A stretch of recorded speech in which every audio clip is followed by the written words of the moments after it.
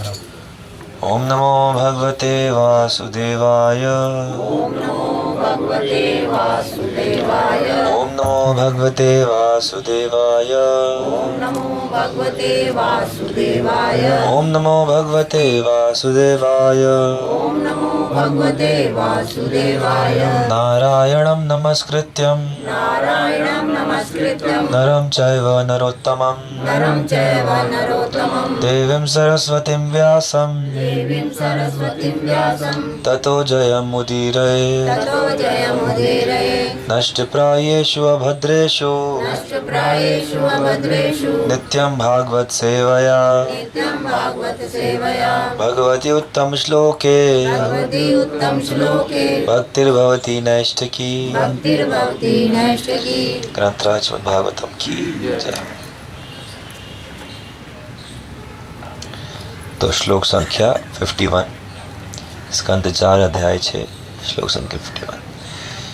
जीवता जी उठे यजमानः यज्ञकर्ता दक्ष अयम यह प्रपद्येत उसे वापस मिल जाए। अक्षिणी नेत्र भगः भगदेव भृगोः भृगु मुनि की श्मश्रोणी मूछे रोहंतु पुनः उगाए पूष्णः पूषा देव के दंतः दंत पक्ति च तथा पूर्ववत पहले की तरह जीवताद्य जमानोऽयं प्रपद्येताक्षिणी भगः भृगोश्मश्रोणिरोहन्तु पूष्णो दंताश्च पूर्ववत्। हे भगवान, आपकी कृपा से यज्ञ के कर्ता राजा दक्ष को पुनः जीवन दान मिले, भग को उसके नेत्र मिल जाएं, भृगु को उसकी मूछे तथा पूषा को उसके दांत मिल जाएं।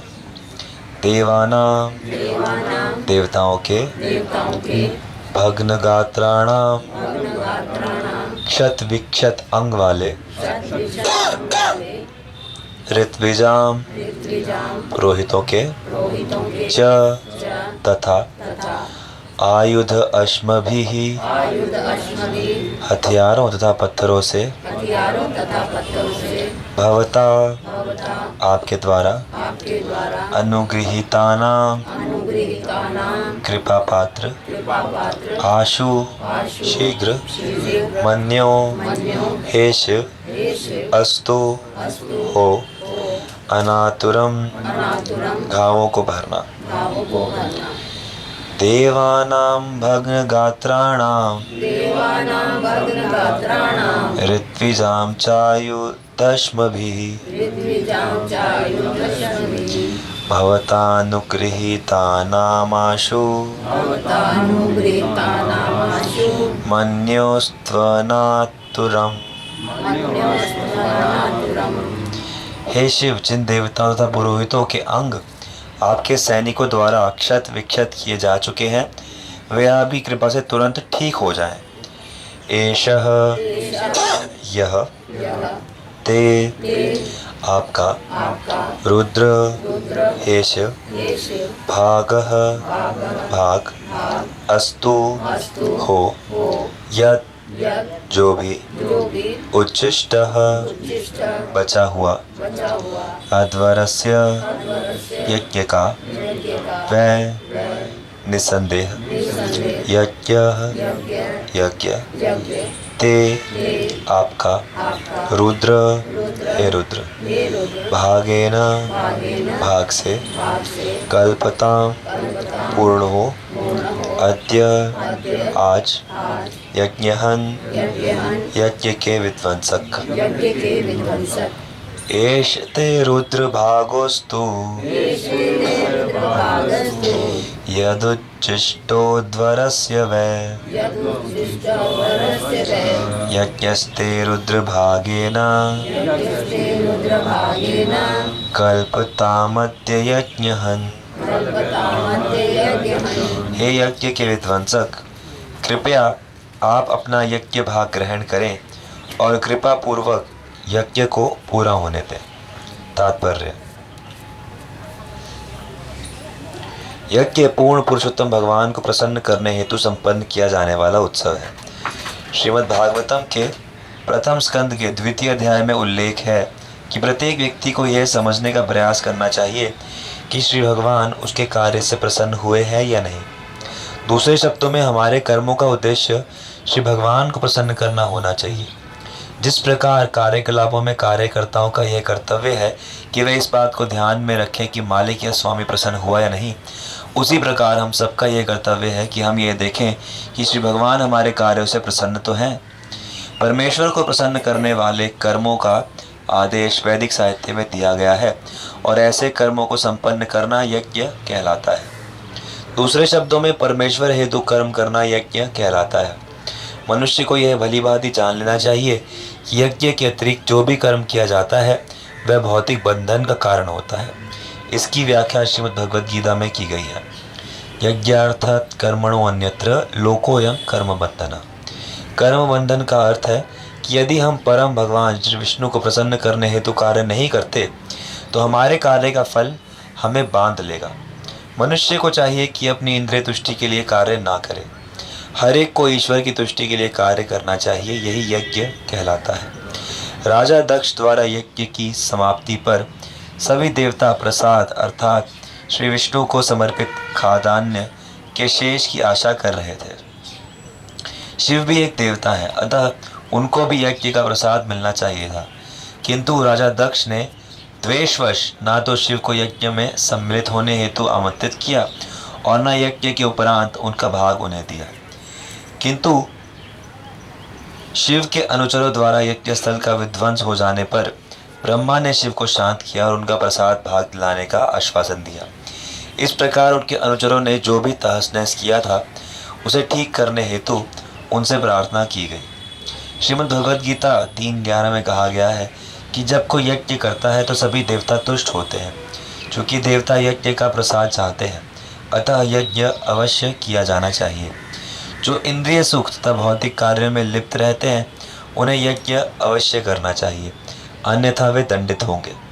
इस प्रकार प्रजापति दक्ष जब यज्ञ कर रहा था तो शिव को अपना भाग मिलने की आशा थी, किंतु चूंकि शिव आमंत्रित नहीं किए गए अतः उत्पात हुआ। किंतु ब्रह्मा के मध्यस्थ बनने से सब कुछ ठीक हो गया। यज्ञ को संपन्न करना अत्यंत कठिन कार्य है, क्योंकि समस्त देवताओं को यज्ञ में सम्मिलित होने हेतु आमंत्रित करना होता है। इस कलयुग में ना तो इतने खर्चीले यज्ञ कर पाना संभव है और न देवताओं को इसमें भाग लेने हेतु आमंत्रित कर पाना संभव है। अतः इस युग में यज्ञ है संकीर्तन प्राय रिजति ही सुमेधसा। संकीर्तन यज्ञ की संस्तुति की गई है। जो बुद्धिमान है उन्हें समझना चाहिए कि कलयुग में वैदिक यज्ञ कर पाना संभव नहीं है, किंतु जब तक देवताओं को प्रसन्न नहीं कर लिया जाता तब तक नियमित ऋतु कार्य यथा वर्षा नहीं होती। प्रत्येक वस्तु देवताओं द्वारा नियंत्रित है। ऐसी अवस्था में इस युग में सामाजिक शांति तथा संपन्नता बनाए रहने हेतु बुद्धिमान व्यक्तियों को संकीर्तन यज्ञ करना चाहिए, जिसमें हरे कृष्ण महामंत्र का कीर्तन हो। हरे कृष्ण कृष्ण कृष्ण हरे हरे, हरे राम राम राम हरे हरे। मनुष्य को चाहिए कि लोगों को बुलाकर हरे कृष्ण का कीर्तन करे और प्रसाद बांटे। इस यज्ञ से समस्त देवता प्रसन्न होंगे और संसार में शांति तथा संपन्नता आएगी। वैदिक अनुष्ठानों के करने में दूसरी कठिनाई ये है कि हजारों देवताओं में से यदि एक भी देवता अप्रसन्न रह जाता है, जैसा कि राजा दक्ष से शिव अप्रसन्न हो गए, तो संकट उत्पन्न हो जाता है। किंतु इस युग में यज्ञ करना सरल बन चुका है। हरे कृष्णा कीर्तन करके तथा भगवान श्री कृष्ण को प्रसन्न करके मनुष्य समस्त देवताओं को स्वतः प्रसन्न कर सकता है। तो भागवतम में ही आगे कहा गया है कि यथा तरोर मूल निषेचनेन, कि जिस तरह पेड़ की जड़ में पानी डालने से संपूर्ण पेड़ की सारी शाखाएं सारे पत्ते, सारे फल जो है वो पुष्ट होते हैं। इसी प्रकार जब भगवान कृष्ण या भगवान विष्णु की उपासना की जाती है, उन्हें प्रसन्न किया जाता है, तो सभी देवता प्रसन्न होते हैं। लेकिन उनको प्रसन्न करने में अगर कोई असावधानी हो या फिर अपराध हो तो बात अलग है। जैसे यहाँ पर प्रजापति दक्ष अपराध कर बैठे भगवान शिव के प्रति, तो इस कारण से ये पूरा यज्ञ विध्वंस हुआ। तो ब्रह्मा जी शिव जी से प्रार्थना कर रहे हैं कि जो जो भी विध्वंस हुआ है, जिसकी मूछें गई उसको मूछें मिल जाए, जिसके प्राण गए उसको प्राण मिल जाए, क्योंकि भगवान शिव ये सब करने में समर्थ हैं। तो इस कारण से भगवान शिव जो है उनको मनाया जा रहा है ब्रह्मा जी द्वारा कि हे भगवान, आप मान जाइए, आप शांत हो जाइए, और जो भी ये नुकसान हुआ है इसको पूरा कर दीजिए, और जो भी यज्ञ में आपका भाग आपको नहीं दिया गया वो दिया जाएगा।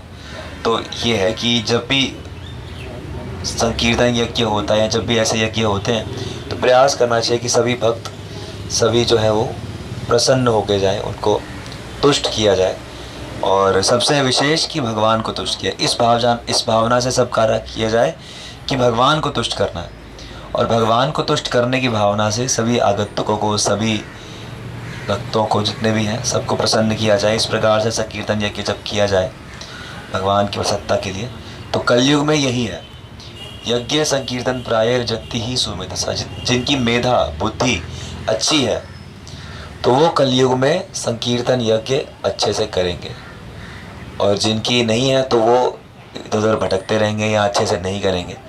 तो इसलिए हमें ये समझना है कि संकीर्तन यज्ञ ही सबसे विशेष हमारा कार्य है, और उसको हमें अच्छे से करना है, जिससे भगवान प्रसन्न हो और जिससे हम भक्ति में आगे बढ़े।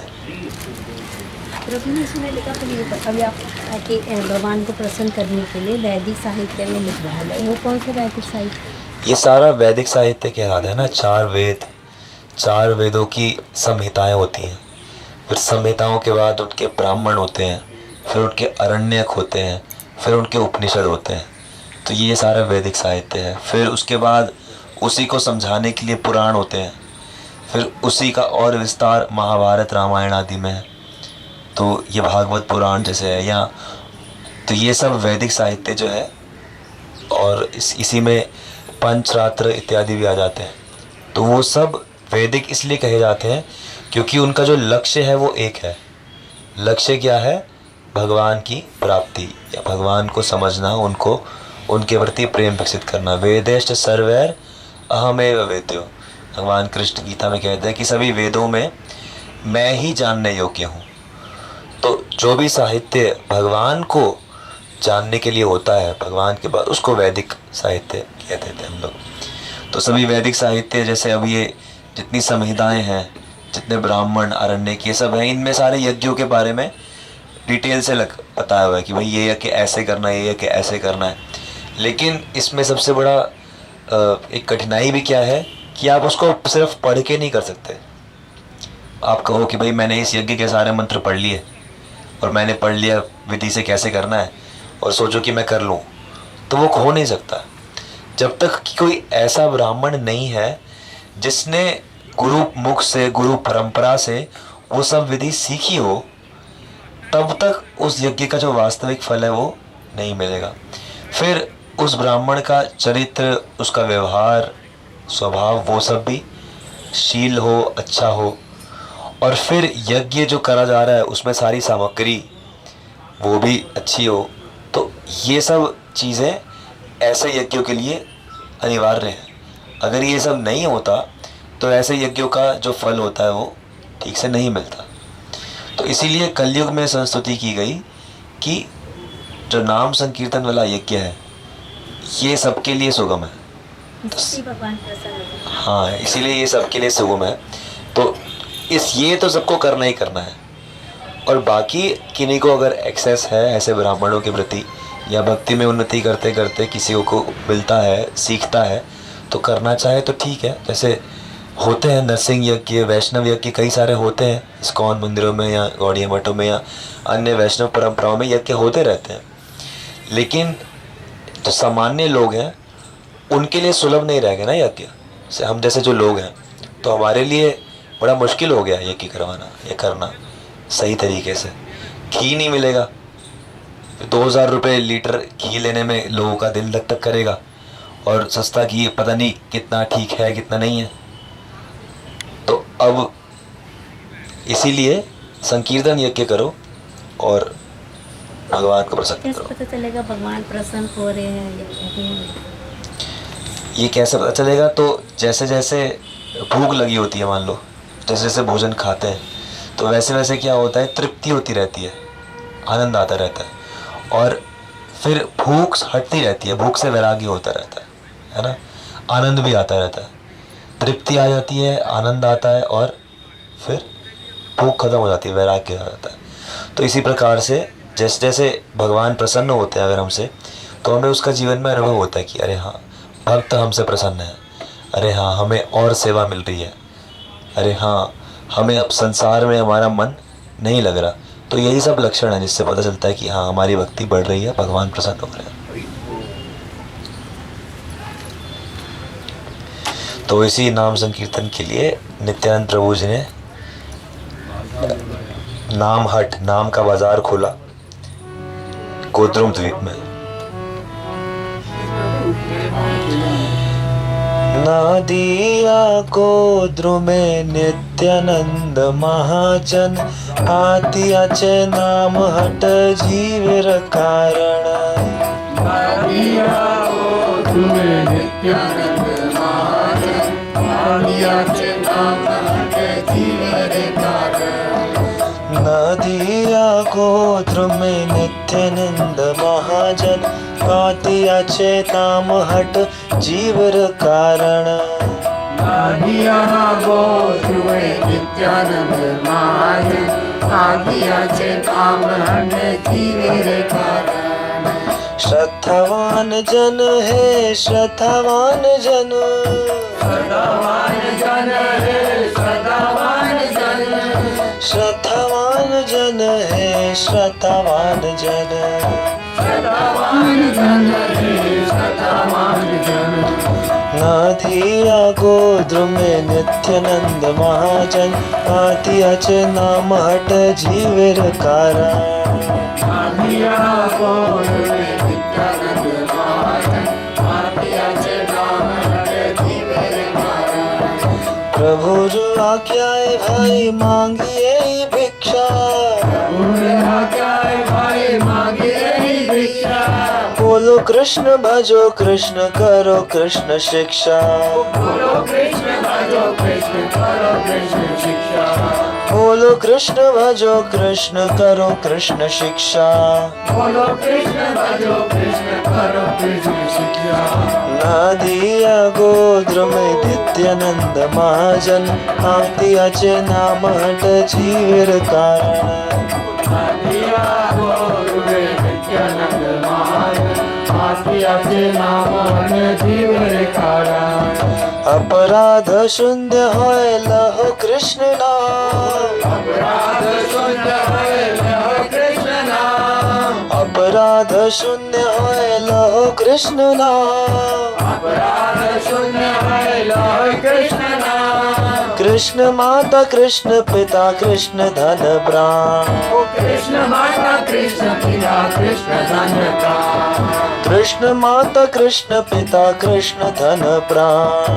कृष्ण माता कृष्ण पिता कृष्ण धन प्राण। कृष्ण संसार कर छाड़ी अनाचार, कृष्ण संसार करे छाड़ी अनाचार।